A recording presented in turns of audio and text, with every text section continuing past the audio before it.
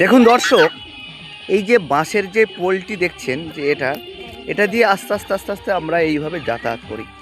এটা যখন প্রচুর জল থাকে, এটা জলের ওপারের যে প্রান্ত দেখতে পাচ্ছেন, যে ওই যে দূর যে প্রান্ত, এইখানে যে যে বড় বড় গাছপালা দেখছেন যে শুকিয়ে গেছে, এখানে জীবিত আছে। এই যে এগুলো দেখছেন, এই যে বাঁশের রোয়াক বা বাঁশের যে পোল বলছেন, বা এটাকে ধরে আমরা এটাকে অবলম্বন করে, এই যেমন একটা বাচ্চা দেখছেন যাচ্ছে এই যে ধীরে ধীরে এই রকমভাবে ও এটাকে ধরে একদিকে পা দিয়ে দিয়ে আস্তে আস্তে আস্তে আস্তে ওপারে পার হয়, দেখছেন এই রকমভাবে।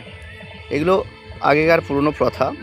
এখন ব্রিজ বা আমরা ফ্লাইওভার অনেক কিছুই বলতে পারি, কিন্তু এই জিনিসগুলো আগে আমাদের গ্রামেতে খুবই প্রচলন ছিল। বন্ধুরা, ভিডিওটি ভালো লাগলে অবশ্যই শেয়ার করবেন। দেখুন গ্রামের একটা সুন্দর দৃশ্য দেখিয়ে দিই। দেখুন, এই দেখুন কত সুন্দর সব ভিউ চলছে। দেখুন খালটা শুকিয়ে গেছে। ধন্যবাদ।